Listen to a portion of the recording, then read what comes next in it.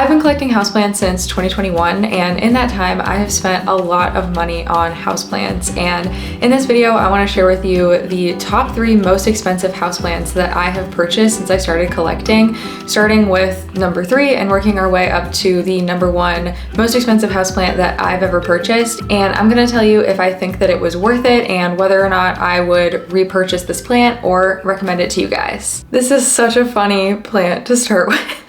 This is my Syngonium Pink Splash, and it is the 3rd most expensive plant that I have ever purchased. Place your guesses in the comments below on how much you think this was. $96. That's your answer. That's what we're starting with the number 3 most expensive plant. But this isn't really fair because when I bought this plant originally, it was huge. I bought my Syngonium Pink Splash in 2022 for Valentine's Day. My husband and I used to do this thing where I would buy him a plant for Valentine's Day, and then once I started getting into houseplants, that really didn't make any sense. Like, now I'm much more of a plant person than he is. It was fun while it lasted, but in 2022, I saw the Syngonium Pink Splash for sale on like an Instagram story at Ted Lair Garden Center when I lived back in Iowa. And I'm pretty sure I had seen it plant shopping like a previous time and thought it was really pretty, but it was really expensive. I want to say maybe it was like $125 or something. I'll see if I have a plant shopping video of me actually seeing this for the first time, and if so, I'll put the price up here because I usually keep track of the prices when I do things like that.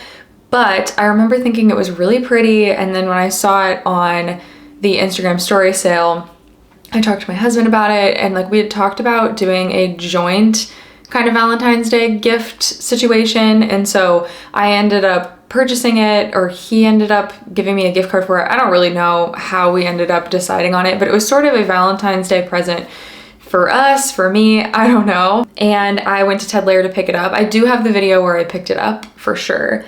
And it was pretty big. There were so many different plants in the pot. Now I'm down to this one, which I'll explain, but that's kind of how this plant started out. And then it grew quite prolifically for me.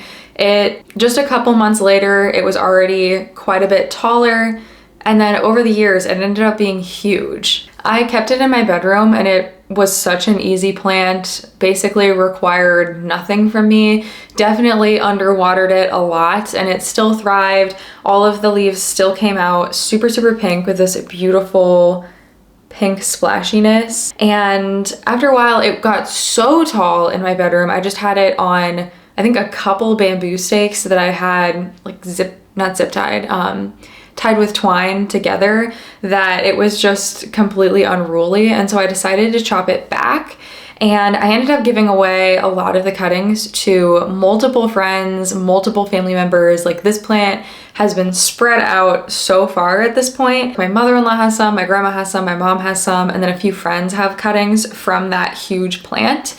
And so then I was working on kind of just growing out the mother plant from there. And then we ended up moving across the country. And so if you haven't seen any of my videos where I did move my plants across the country, essentially what I did is I had over 100 plants, and I narrowed it down to around like, I don't know, 20, 25 or so that I wanted to take the full plant of, and just took those. And then a bunch of the other plants that I still wanted to keep but didn't need to keep the full plant, I took cuttings of. And so that's how this ended up super itty bitty tiny, is that this is one of the cuttings that I took last fall.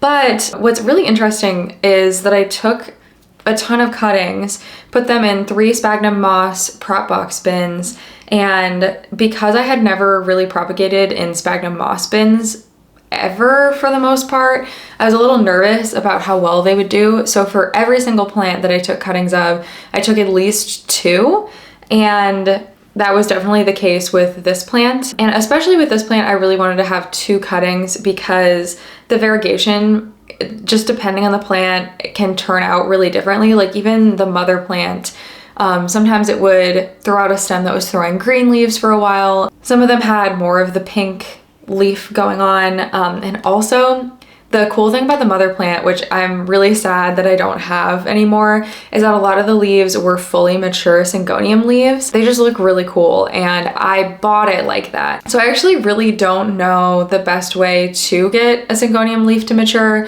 I've never done that on my own. I've only purchased a plant that way, and now I don't have that anymore.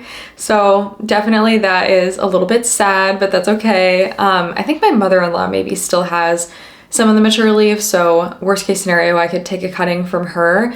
But back to the prop box bin, I took 2 cuttings, and of all of the cuttings that I took for my entire prop box, the only cutting that died was the second syngonium pink splash cutting, which is definitely probably one of the worst ones that I could have had die. Like, it was one where I definitely would have potted both of them up together, whereas some of my plants that are more of a plant that would climb up a pole, I probably only need one of them, and I have multiple, which is, you know, there are worse problems to have, but it's just really funny to me that of all the plants that I could have the prop box cutting die from, it was this one, the one that I really wanted to have.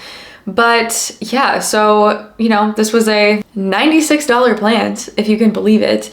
And it's been a plant that I've really loved. Like, I know that eventually I can get this to be a huge, big bush of beautiful pink splash syngonium.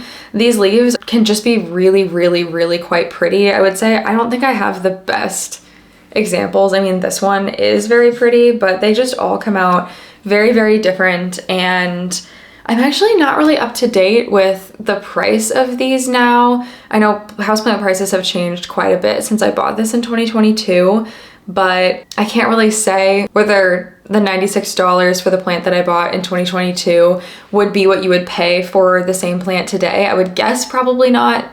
Houseplant prices have come down quite a bit, but regardless, I definitely think this plant was worth it. I have no regrets about purchasing it, especially considering I've been able to spread it out to so many friends and family members that I love, and you know, the plant has kept on growing, and I just really, really love it. If I could go back in time, I think I would still purchase it, and I just have no regrets whatsoever. This one was definitely worth it. My next most expensive plant was also purchased in 2022, but all the way in December, so many months later. And I'm realizing all 3 of these were purchased in 2022, and all 3 of these were from the same place, which is really not that surprising to me.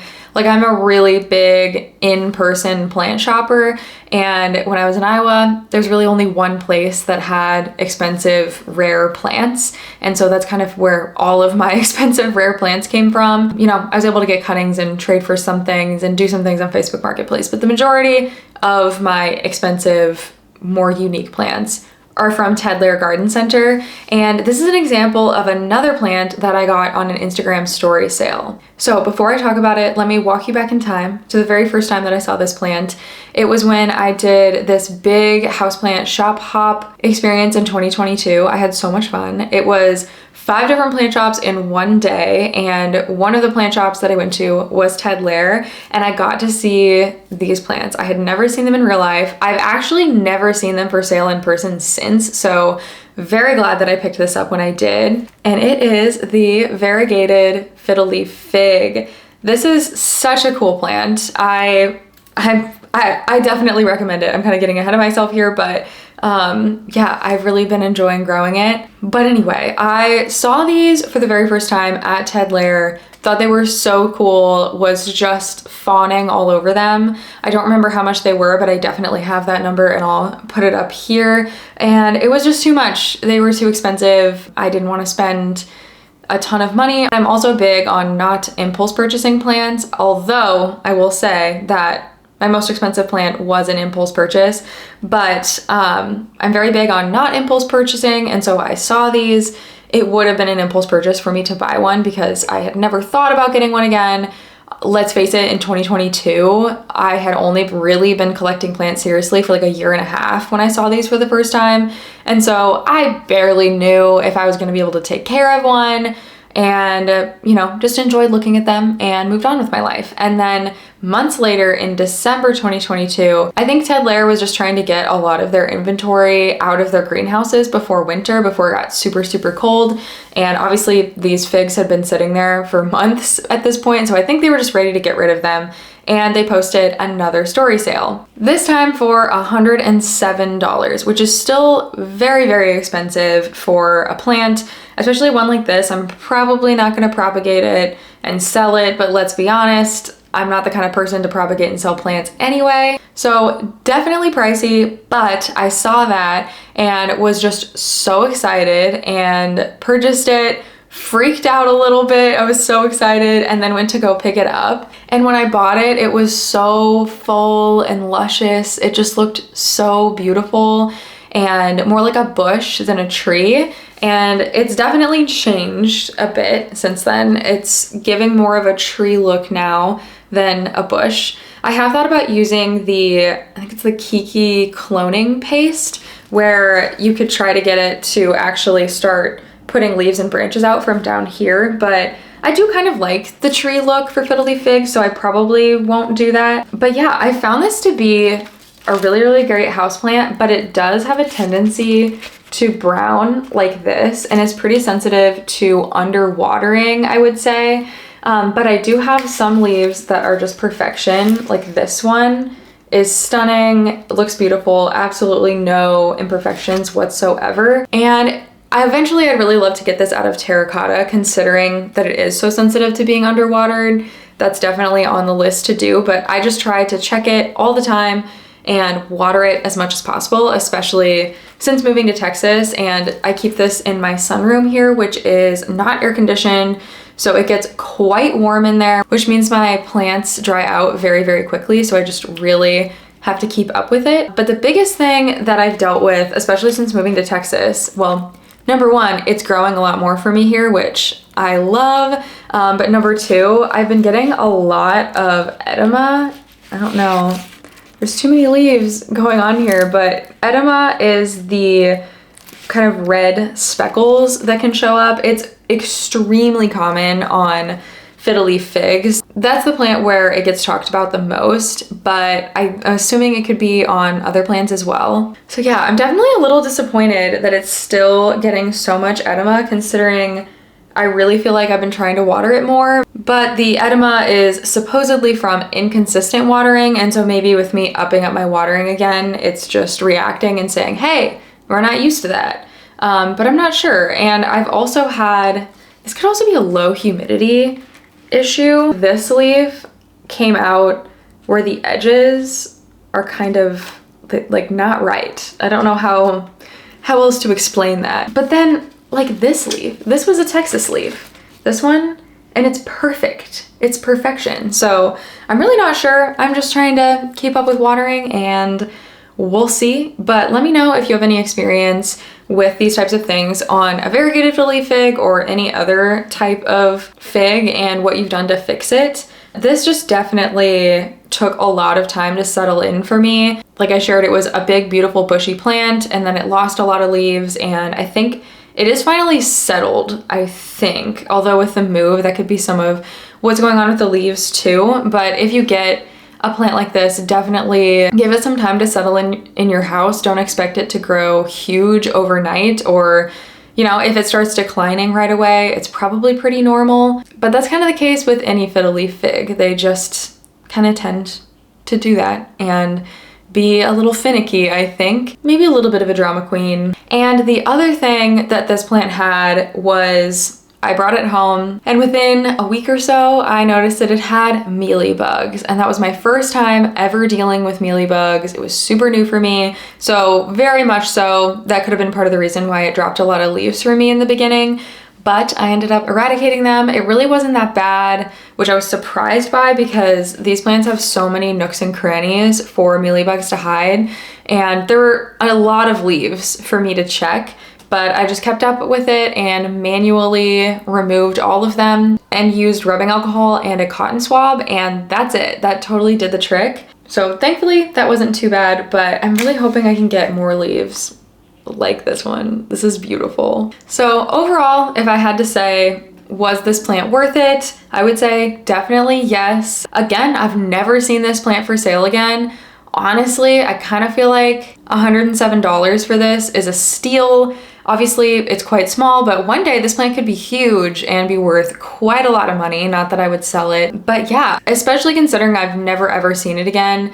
And I'm just such an in-person shopper and really prefer to do that. If I hadn't bought it at that time, I would have never had the opportunity to purchase it again. So that makes it even more worth it for me. But also, I've just really enjoyed growing it. Like as much as it is kind of a drama queen, it's also kind of fun to have those plants be a bit of a challenge. So you can test out new things and try new things to help them grow to their best ability versus a plant that's really easy. There's not as much fun you can have testing out and experimenting things. So definitely I'm happy that I purchased this, and I would recommend anyone to purchase this plant. If you like fiddly figs, if you like ficus, and you like the look of this, I'm sure that this type of variegation is not everyone's cup of tea, but if you like it and you've been thinking about it, this is a plant I would recommend purchasing for sure. I keep waiting for the roots to come out the bottom to repot it because I don't want to disturb it unnecessarily, but she's still growing. It doesn't seem to be root bound at all. So for my third and final most expensive plant that I've ever purchased, this was also bought in 2022, and it was bought in January 2022. So it was actually purchased before the other two were. And this was very much an impulse purchase. I was not planning on buying this plant. In fact, I had pretty much heard everyone say that this was not a very fun plant to grow, and I had said that I would never buy this plant. So imagine my shock when I saw this plant, fell in love with it, and ended up buying it. I don't normally do that. I have not done anything like that since, but honestly, maybe I should, because this is still my absolute most favorite plant. And if you've been following me, you probably know what plant I'm talking about. It is my Philodendron gloriosum, which you can see the new leaf popping out right here. You can see maybe an older huge leaf here. When I bought it, it was $120. And when I purchased this plant, it was so small in comparison to what it looks like now. And I just fell in love with the velvety leaves. They're so textured and beautiful. And so even though I had heard that this plant was not a great plant to grow, I just had to have it, and I purchased it anyway. And the reason why a lot of people had said this was a difficult plant to grow is that it's a crawler, which means it crawls along the ground. And I had heard other people say that, like, yeah, it's a beautiful plant, but it just takes up so much space, which can definitely be true in my experience, but it's just so worth it. This plant is so beautiful, and I figured out how to make it grow in a way that takes up a little bit less space, which I will get into. But one of my favorite things about this plant is how quickly it sizes up. Like, I really don't feel like I did anything too interesting or too crazy to get the leaves to be huge. I just watered it and put it in an east window, and honestly, I don't even really think I was fertilizing much. It just kept sizing up and sizing up and sizing up more quickly over time. And I ended up taking many cuttings of this plant. So I think when I was living in Iowa, I had 3, but at one point maybe I had 4. And this is another plant that I have given away to quite a number of people. And I love this plant so much that I really like having multiple in my collection, but I just am waiting to propagate this one until it outgrows its pot, and then maybe I will keep going. But anyway, I ended up having one big plant that I kept in my dining room at my old house, and then this plant was actually the middle cut, not the top cutting. That was kind of the big plant in my dining room was the top cutting. This was like just the middle of the plant, and then I had one little chunk that I kept as well that was, I think, had no leaves on it, and then I just slowly watered it. No, I definitely had 4. I barely even remember what this one looks like. I think it just had like a couple leaves on it, and that was upstairs. So I literally had 4 of these because I love them that much. And the top cutting ended up getting spider mites all the time. That's the other thing about this plant that a lot of people don't like, is their propensity to getting spider mites, which is very true. I think They're a thin-leafed plant. They have lots of texture, so lots of places for spider mites to create their webbing. So if you get this plant, it is absolutely one to keep a very close eye on and spray off the leaves regularly. But my top cutting got spider mites all the time, and it was annoying. I had to treat it all the time. It was also before I knew that spider mites can become resistant to the same spray if you use it over and over again. So I kept using the same spray and it wasn't working because they had become resistant. That's my bad. Anyway, I kept treating the mother plant over and over again and ended up, I think, giving that one away when I moved, which I did. I gave it away to a friend and I told her, like, this plant has had spider mites a number of times. It hasn't had any for a couple months. At this point, it hadn't. And it's actually doing really well, and it has not had spider mites in her care, thank God, because the last thing I want to do is give a plant with a pest to someone, but she knew what she was getting into. I was so happy to give it to her, and it was huge. I also posted a video where I repotted this last summer, and this plant, the mother plant, the top cutting, was not looking its greatest because of all the spider mites. Oh my gosh, well, this one person left such a comment about how bad it looked, but it was just spider mite damage. Like, they had other things that they thought the problem was. It was just spider mites, but it did make me laugh. But yeah, I'm very happy that that top cutting is doing much better now. And this plant, the mid cutting, was one I kept in my sunroom back in Iowa, and it's the one I ended up deciding to take to Texas because it just looked the best and is doing really well, and somehow it's never had spider mites.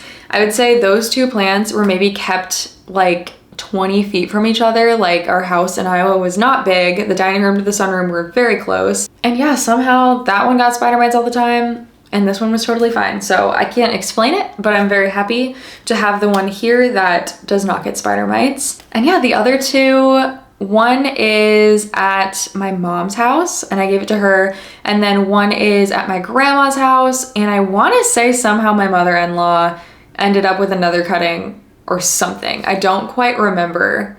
Oh, she had gotten a cutting even before I moved of this plant. So this plant, truly, it's been given to so many different people. I love it so much, and the trick that I learned for how to get it to take up less space is to actually get it to grow in a circle around the pot, which I have found just makes a huge difference in keeping it all compact. But I really love to have it grow in a longer pot as well. Like, I really don't mind. I love this plant. I love how it grows in any capacity. So you can probably tell that I'm going to say that this plant was 100% absolutely worth it for me. And I would recommend anyone get this plant. It's my absolute favorite one to grow. I just love it so much.